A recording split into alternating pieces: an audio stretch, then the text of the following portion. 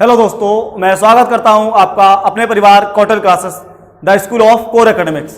तो आज हम फिर क्लास 12 के एक टॉपिक के साथ हाजिर हैं। हमने लास्ट क्लास में vector form of coulomb law के बारे में बात की थी और यहां पर हम आपको एक क्वेश्चन के साथ छोड़ के गए थे, तो हम उसी क्वेश्चन को स्टार्ट करते हैं। इसके आगे हम प्रिंसिपल ऑफ सुपरपोजिशन के बारे में बात करेंगे या फोर्स ऑफ मल्टीपल चार्ज यानी बहुत सारे आवेशों के कारण किसी एक आवेश पर लगने वाला बल, जिसे हम अध्यारोपण सिद्धांत भी कहते हैं, इसके बारे में आगे बात करेंगे। तो जो क्वेश्चन छोड़ के गए थे वो क्वेश्चन क्या था, जिसमें हमने बात की थी एप्सिलॉन जीरो, जिसे कहते हैं निर्वात की वैद्युतशीलता, परमिटिविटी ऑफ वैक्यूम यानी निर्वात की वैद्युतशीलता।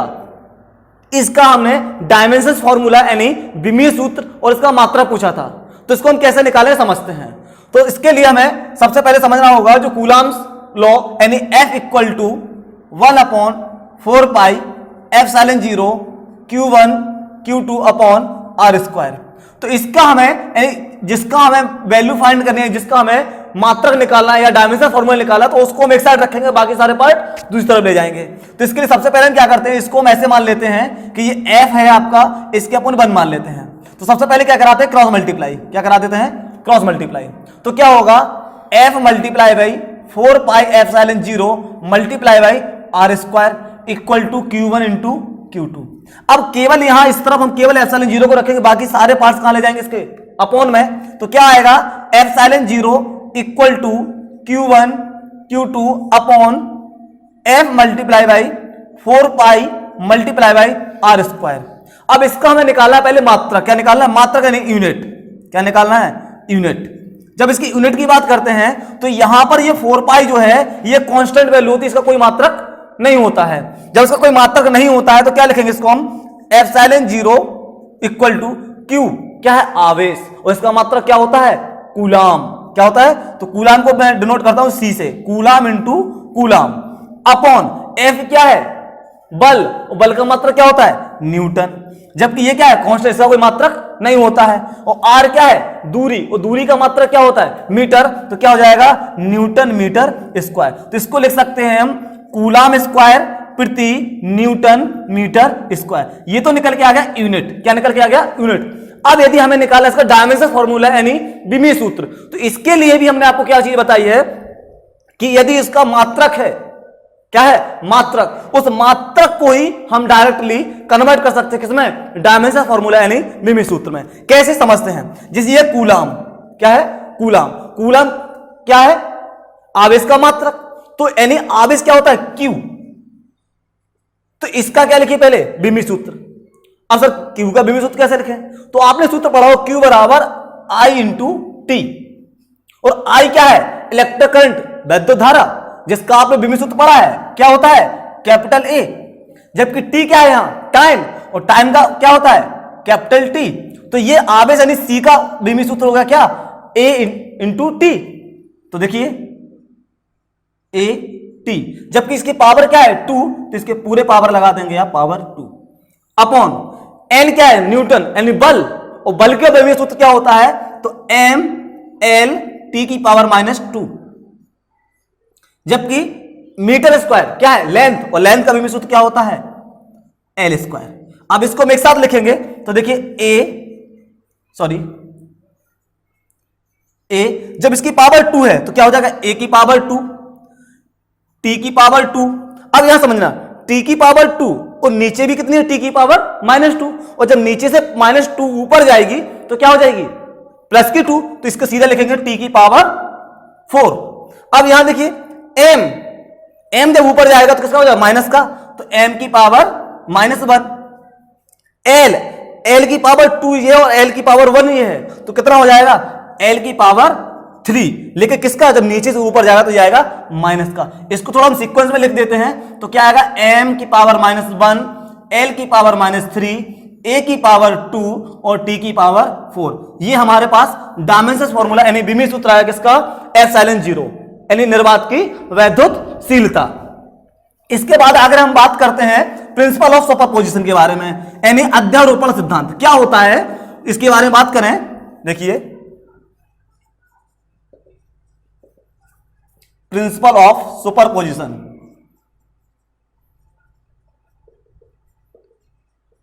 अध्यारोपण सिद्धांत। तो हमने पिछली क्लास में पढ़ा था कूलाम्स का नियम, और कूलाम्स का नियम केवल 2 चार्जों पर अप्लाई था। अब यदि मान लीजिए 2 चार्ज के जगह बहुत सारे चार्ज हों, उस कंडीशन में यदि हमें किसी चार्ज पर अगर बल यानी फोर्स का मान ज्ञात करना है तो फिर हम यूज लेते हैं कौन सा, प्रिंसिपल ऑफ सुपरपोजिशन, अध्यारोपण सिद्धांत। ये क्या होता है अध्यारोपण सिद्धांत, इसके बारे में अगर हम बात करें तो समझते हैं। यानी किन्हीं बहुत सारे आवेशों के कारण किसी एक बिंदु पर लगने वाला जो बल होता है वो अलग अलग बलों के बीजगणितीय योग के बराबर होता है। मान लीजिए कोई बहुत सारे बलों के कारण किसी एक बिंदु पर बल लग रहा है, तो अलग अलग जो बल होगा उनका बीजगणितीय योग क्या होगा, उसके इक्वल होगा। मतलब जो F होगा, वेक्टर F कितना होगा, F1 plus F2 plus F3 dot dot dot Fn। ये होता है प्रिंसिपल ऑफ सुपरपोजिशन, जिसका हम आगे नेक्स्ट जो अध्यारोपण सिद्धांत यानी प्रिंसिपल ऑफ सुपरपोजिशन या फोर्स बिटवीन मल्टीपल चार्ज यानी बहुत सारे आवेशों के कारण किसी एक बिंदु पर लगने वाले विद्युत बल के बारे में डिस्कस करेंगे, उसमें हम इसका यूज करेंगे। समझते हैं फोर्स बिटवीन क्या होगा, समझेंगे इसको। फोर्स बिटवीन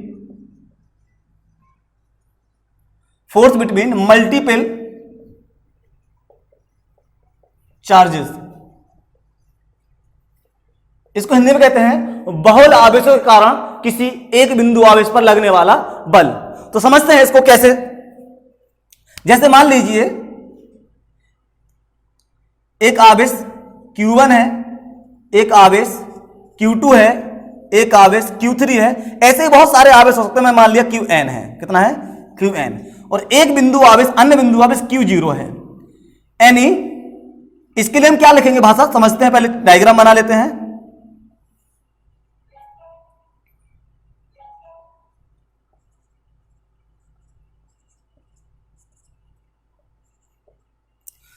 माना कि एक निकाय जिसमें n आवेश हैं, कितने आवेश हैं n, और ये आवेश आपके पॉजिटिव भी हो सकते हैं और नेगेटिव भी हो सकते हैं। अभी हम सारे के सारे पॉजिटिव चार्ज लेते हैं, ठीक है।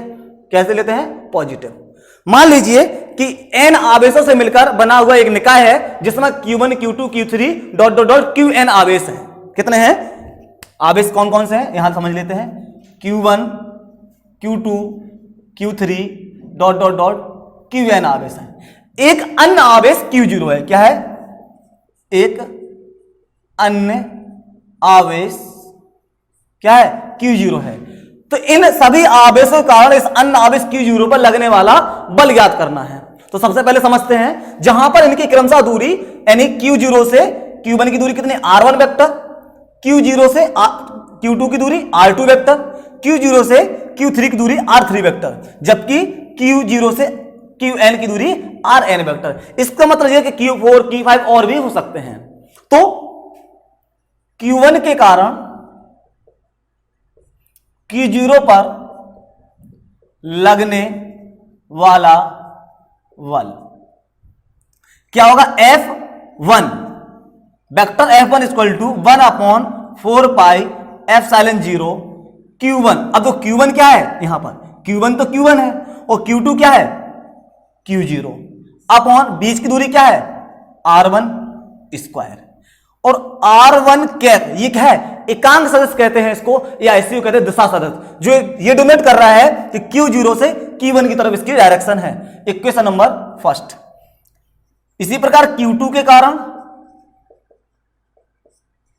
Q0 पर लगने वाला बल क्या होगा, F2 vector equal to 1/4 pi epsilon 0 Q1। अब Q1 यहां क्या होगा, Q2 हो जाएगा, और Q2 क्या होगा, Q0 ही रहेगा, अपॉन R2, इसकी क्या माना मैंने R2, तो R2 स्क्वायर और R2 कैप।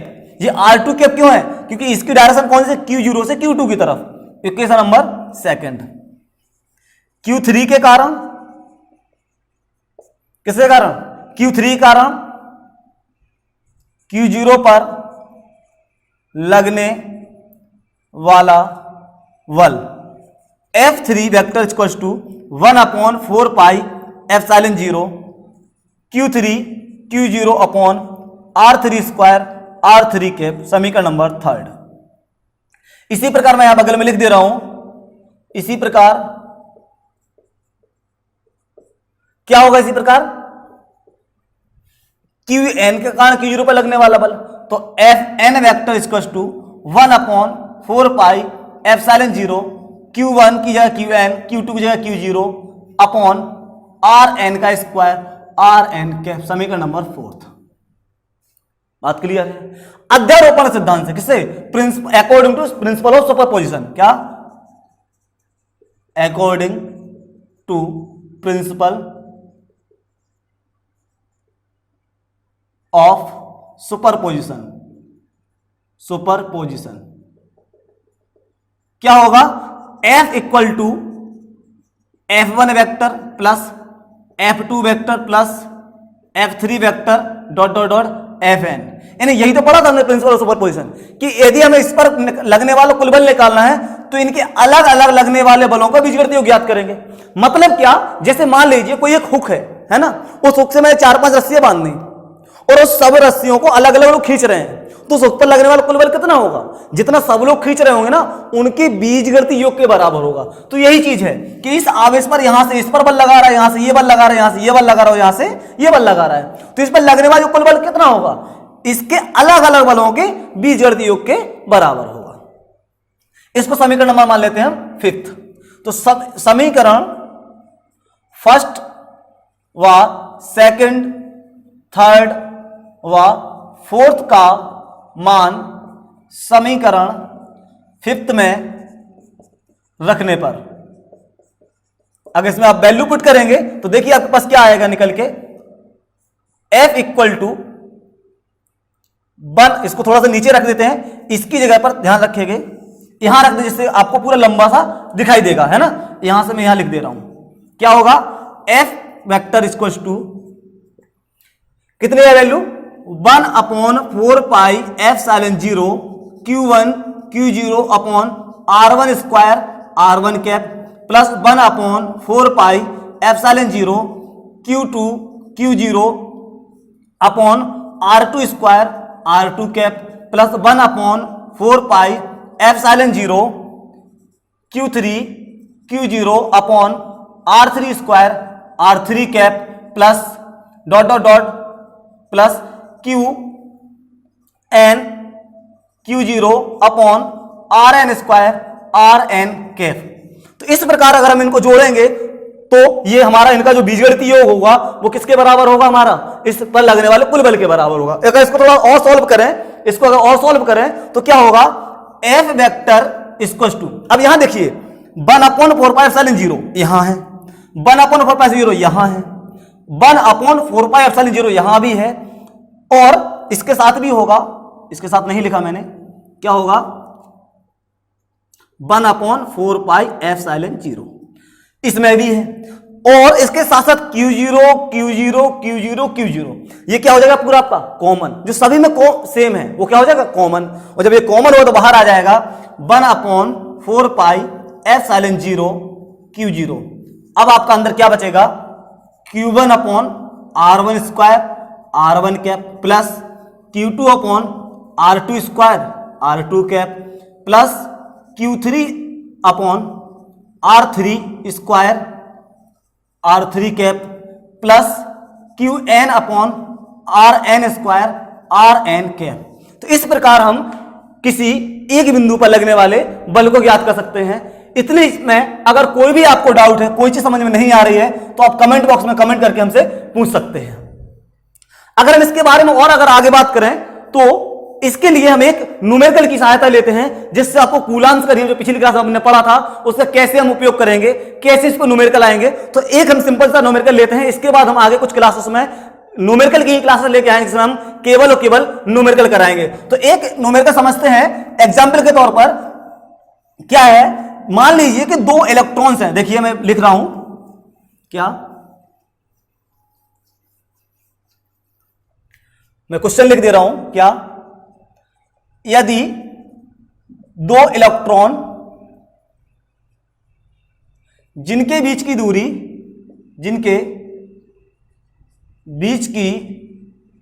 दूरी 1 गुणा 10 की पावर -2 मीटर है, इनके बीच लगने वाला वैद्युत बल या कूलम बल एक ही चीज है, लगने वाला वैद्युत बल ज्ञात कीजिए। आप लोग वीडियो को यहीं पॉज करिए और उसको पहले सॉल्व करके इसका आंसर दीजिए, इसके बाद आप इस वीडियो को आगे देखिएगा। देखिए, जैसे मान लीजिए 1 इलेक्ट्रॉन ये है और इससे कुछ दूरी पर 1 इलेक्ट्रॉन ये है, और आपको पता होना चाहिए कि जो इलेक्ट्रॉन होता है इस पर ऋण आवेश होता है, ठीक है। कितना होता है? तो 1.6 इंटू 10⁻⁻⁹ कूलम। ये भी इलेक्ट्रॉन, इस पर भी चार्ज कितना होगा? 1.6 इंटू 10⁻⁻⁹ कूलम। इनके बीच की जो दूरी दी गई वो कितनी दी गई आपको? 1 इंटू 10⁻² मीटर। तो सबसे पहले सवाल को सॉल्व करने के पहले एक बार तसल्ली से सवाल को आप पढ़िएगा और जो आपको दिया है वो एक बार नोट कर लीजिए। इसके बाद आपको न्यूमेरिकल बहुत आसान हो जाता है। अगर आप सीधा सवाल देखेंगे, सीधा सॉल्व करना स्टार्ट कर देंगे, आपको सवाल गलत होने के चांसेस बढ़ जाएंगे। तसल्ली से एक बार सवाल को समझिए। ये तो सवाल बहुत इजी है, आगे अपन और अच्छे क्वेश्चन भी करेंगे, लेकिन इंपॉर्टेंट क्या है? सवाल को पहले एक बार पढ़िए। जब आप तसल्ली से सवाल को पढ़ते हैं तो 50% सवाल पढ़ते ही क्लियर हो जाता है कि आखिर इसमें करना क्या है। जब तक अगर आपको यह चीज समझ में नहीं आएगी कि सवाल में दिया क्या है और पूछा क्या गया है, तो आप सवाल कैसे लगा सकते हैं? उसके लिए आपको सवाल को एक बार पढ़ना पड़ेगा। तो सवाल क्या कह रहा है? यदि 2 इलेक्ट्रॉन, तो 2 इलेक्ट्रॉन हो गए जिनकी बीच की दूरी हो गई है, इतनी कितनी दी है? 1 इंटू 10⁻² मीटर। इनके बीच लगने वाले वैद्युत बल का मान ज्ञात कीजिए। वैद्युत बल के लिए हमने क्या पढ़ा है? कूलम का नियम। तो लगा दीजिए कूलम के नियम। सूत्र क्या होता है कूलम के नियम का? F equal to 1/4πε0 Q1 Q2 upon R²। अब यहां पर अगर सवाल में कह देता कि इनके बीच कोई परावैद्युतांक रखा है, तो फिर आपको यहां एप्सिलॉन के साथ क्या जोड़ना पड़ता है? एप्सिलॉन0 के। वो दिया नहीं है, तो इसका मतलब यह है कि जब नहीं दिया है तो फिर निर्वात में ही रखे गए हैं, ठीक है। तो अब देखिए यहां पर F का मान ज्ञात करना है, F, और ये 1/4πε0 जो होता है इसकी वैल्यू फिक्स होती है कितनी? 9 इंटू 10⁹ रख दीजिएगा मान 9 इंटू 10⁹ इंटू Q1 का मान 1.6 इंटू 10⁻⁻⁹। Q2 का भी मान सेम है, तो 1.6 इंटू 10⁻⁻⁹ अपॉन बीच की दूरी कितनी है? 1 इंटू 10⁻² का स्क्वायर। देखिए F इक्वल टू 9 इंटू 10⁻⁹। 1.6 और 1.6 इनका मल्टीप्लाई कराएंगे तो अगर देखा जाए तो कैलकुलेशन बड़ा आसान है। 1.6 को भूल जाओ, 1.6 से 1.6 को मान लो पूरा 16, और 16 इंटू 16 मतलब 16 का स्क्वायर। कितना होता है 16 का स्क्वायर? तो आप कहेंगे सर इसका स्क्वायर था 256, 256, और चूंकि एक डिजिट पॉइंट लगा तो क्या लिख दोगे? 2.56 इंटू 10⁻⁻90 और -90। और आपको पता है कि मल्टीप्लाई में क्या होता है? पावर जुड़ती है। अब पावर अगर सेम है तो सेम जुड़ जाएंगी। जैसे मान लीजिए -19 है और -19 है, तो कितना आ जाएगा? 38। किसका? -38। तो कितना लिखोगे? 10⁻⁻38। अगर एक का स्क्वायर करोगे तो एक ही आएगा, लेकिन -2 की पावर का स्क्वायर करोगे तो आपको याद होना चाहिए पावर के ऊपर पावर होती है तो क्या होता है? पावर में गुणा होता है। जैसे अगर लिखा x² होल स्क्वायर तो इसका मतलब होता है x की पावर 4। अगर रखा है x की पावर 3 और होल स्क्वायर तो 3 2 जा 6 हो जाएगा। कितना हो जाएगा? 6। तो इस प्रकार क्या लिखेंगे यहां पर? 2 और पावर 2, तो कितना हो जाएगा? 10⁻⁻⁴। एक का स्क्वायर एक करेंगे, एक का मल्टीप्लाई करेंगे, कोई फर्क नहीं पड़ेगा। अब -4 और ऊपर 38, बात समझ में आ रही है? जब -4 ऊपर 38 क्या हो जाएगा? ये कटेंगे, कितने बचे? -34। F equal to 9 into 2.56 into, अब देखिए -34 और प्लस की 9। तो अभी मैंने क्या बताया? ये गुणा में है, गुणा में घातें क्या होती हैं? जुड़ती हैं। तो -34 और प्लस का कितना है? 9। तो प्लस के 9 सब्ट्रैक्ट हो जाएंगे किसमें से? 34 में से। कितना बचेगा? 25। किसकी? माइनस की। तो यहां लिख देंगे 10⁻⁻25। इसका मल्टीप्लाई करा दीजिएगा। F इक्वल टू 9 का मल्टीप्लाई कराएंगे 6 में, 9 6 54, 4 आएगा, कैरी 5, 9 5 45 और 5 50, 0, फिर से कैरी 5, 9 दूने 18, 19, 20, 21, 22, 23। लेकिन यहां 2 डिजिट बाद क्या लगा है? पॉइंट, तो फिर से 2 डिजिट बाद पॉइंट लगा दी, इंटू 10 टू द पावर -25। लेकिन ध्यान रखना, हमेशा जब भी हम पावर में लिखते हैं तो हमेशा एक डिजिट बाद भी पॉइंट लगाया जाता है। तो इसका जो एग्जैक्ट मान लिखा जाएगा वो लिखा जाएगा f equal to 2.404 into 10 to the power minus. अब देखिए, अगर इस दशमलव को हम इस तरफ खिसकाते हैं तो प्लस की घात बढ़ती है, और दशमलव को इस तरफ खिसकाते हैं तो माइनस की घात बढ़ती है। जब इसको हमने इस तरफ खिसकाया तो प्लस की घात बढ़ी, 1 प्लस की माइनस की 25, तो माइनस की 24 बचेंगे, तो पावर हो माइनस की 24। और इसका मात्रक लिखेंगे हम क्या? न्यूटन, क्योंकि बिना मात्रक के ये सवाल आपका होता है अधूरा। तो इस प्रकार हम कूलाम्स के नियम का यूज करके समझ सकते हैं। बात समझ में आ रही है? अच्छा, कुछ लोगों के दिमाग में आ रहा होगा कि सर वैद्युत बल कितना प्रबल होता है? तो इतना समझ लीजिए कि जो वैद्युत बल होता है वो गुरुत्व बल से कई हजार गुना अधिक होता है। सर कैसे? तो समझ लीजिए सिंपल से कुछ चीज, जैसे मान लीजिए अभी हम जमीन में खड़े हैं, पृथ्वी पर खड़े हैं, तो हमारे ऊपर क्या लग रहा है? गुरुत्व बल लग रहा है। एक बार इलेक्ट्रिक तार को बाहर पकड़ कर देखना, पता चलेगा कौन अधिक प्रबल होता है। बात समझ, पकड़ना मत, ठीक है? चलो, अब यहां पर एक चीज और समझ लेते, थोड़ी सी चीज, क्या? Comparison of electric force and gravitational force. अभी आपने ऐसे कहा कि सर कैसे माने इन दोनों में प्रबल होता है, उसके बाद थोड़ी सी चर्चा कर लेते हैं। देखिए, देखो, अगर हम ग्रेविटेशनल फोर्स की बात करें, किसकी बात करें? ग्रेविटेशनल फोर्स, ग्रेविटेशनल फोर्स, और मैं बात करूं इलेक्ट्रिक फोर्स की, जिसमें कुछ समानताएं भी हैं, कुछ असमानताएं भी हैं। ग्रेविटेशनल फोर्स क्या होता है, इसको थोड़ा सही से लिख देते हैं।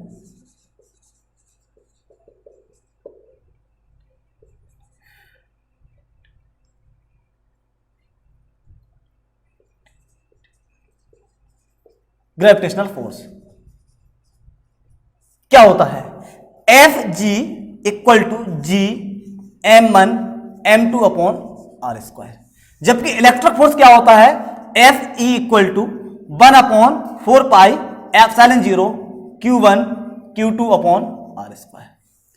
तो देखो, दोनों में समानता तो क्या है कि ग्रेविटेशनल फोर्स भी व्युत्क्रमबर्ग के नियम का पालन करता है और इलेक्ट्रिक फोर्स भी व्युत्क्रमबर्ग के नियम का पालन करता है। मतलब क्या? जब दो पिंड होते हैं, मान लीजिए ये दो पिंड हैं, ये दोनों द्रव्यमान है इसमें, तो इनके बीच में एक बल लग रहा है। कौन सा? गुरुत्वाकर्षण यानी ग्रेविटेशनल फोर्स, गुरुत्वाकर्षण बल। और अगर ये चार्ज हैं, आवेशित है, तो इनके बीच बल लगेगा। कौन सा लगेगा? Electric force. इसमें अगर इलेक्ट्रिक फोर्स लगेगा तो इनके आवेश के मल्टीपल के प्रोपोर्शनल होता है, और यदि ये मास है तो इनके द्रव्यमान यानी मास के m1 m2 मास मल्टीपल के प्रोपोर्शनल होता है। लेकिन जो दूसरी चीज जो सेम है वो क्या है? इनकी बीच की दूरी। क्या? इनकी बीच की दूरी। यहां भी व्युत्क्रमबर्ग के नियम का पालन करता है और यहां भी व्युत्क्रमबर्ग के नियम का पालन करता है। अब असमानताएं क्या है? तो याद रखना, क्या जो ग्रेविटेशनल फोर्स है ये केवल अट्रैक्टिव नेचर का होता है, केवल आकर्षण प्रकृति का होता है। और जबकि वैद्युत बल आप पढ़ चुके हैं कि सेम चार्ज इज रिपल्सन, समान चार्ज क्या होते हैं? एक दूसरे को प्रतिकर्षित करते हैं। और जबकि ग्रेविटेशनल फोर्स क्या होता है? बोले कैसे? जैसे मान लीजिए ये बस मार्कर है, अगर इसको हम छोड़े तो क्या होगा? ये नीचे जाएगा। कभी ऐसा हुआ कि ये पृथ्वी की तरफ छोड़ो, पृथ्वी इसको रिपल्स करे ऊपर की छोड़ दे? नहीं होगा। लेकिन अगर दोनों कैसे चार्ज हैं तो ये अट्रैक्ट भी होंगे और रिपल्स भी होंगे। अगर सेम चार्ज है तो रिपल्स होंगे, एक दूसरे को प्रतिघात करेंगे, और अगर विपरीत चार्ज है तो अट्रैक्ट भी होंगे। लेकिन मास चूंकि एक ही प्रकार का होता है, मास दो प्रकार का नहीं होता है, इसीलिए इसमें अभी तक क्या पढ़ते हैं? इसमें केवल अट्रैक्टिव नेचर का ही है। और आपके लिए एक खोज, अगर आप अपना नाम सुनहरे अक्षरों में लिखवाना चाहते हैं तो आप खोज कर दीजिएगा कि ग्रेविटेशनल फोर्स भी अट्रैक्टिव और रिपल्सन दोनों नेचर का होता है। तो शायद हो सकता जो बहुत सारे आप वैज्ञानिक के नाम सुने होंगे उनके लिस्ट में आपका भी नाम आ जाए। ये आपके लिए एक खोज है, रिसर्च है, कर लीजिएगा रिसर्च। समझ रहे हैं? तो यही चीजें हैं रिसर्च करने के लिए। अब कहो सर आप क्यों नहीं कर लेते हो, तो तुम्हारे लिए छोड़ दिया मैंने इसको। चलिए, दूसरी चीज क्या है इसमें? इसमें अट्रैक्शन रिपल्सन दोनों होता है, जबकि इसमें केवल अट्रैक्शन होता है। ये व्युत्क्रमबर्ग के नियम का पालन करता है, ये भी व्युत्क्रमबर्ग के नियम का पालन करता है। और जो ग्रेविटेशनल फोर्स होता है ये बहुत कम होता है, किससे? इलेक्ट्रिक फोर्स के अकॉर्डिंग। जैसे हमने बताया भी आपको पिछली कुछ 2 मिनट पहले कि जैसे अभी हम जमीन पर खड़े, हमारे ऊपर ग्रेविटेशनल फोर्स लग रहा है, कभी अगर आपको करंट लगा हो तो जब आपको करंट लगता है तो आपके ऊपर कौन सा फोर्स अप्लाई होता है? Electric force. और जब आपको पता है इलेक्ट्रिक फोर्स लगता है तो आपका क्या हाल होता होगा, जिससे आप अनुमान लगा सकते हैं कि इलेक्ट्रिक फोर्स अधिक प्रबल होता है या फिर ग्रेविटेशनल फोर्स अधिक प्रबल होता है। तो आज की क्लास में तय रखते हैं। इसके आगे next electric field lines, electric field intensity, ये सारी चीजें हम आगे नेक्स्ट क्लास में कवर करने वाले हैं। आज के लिए इतना ही। Thank you.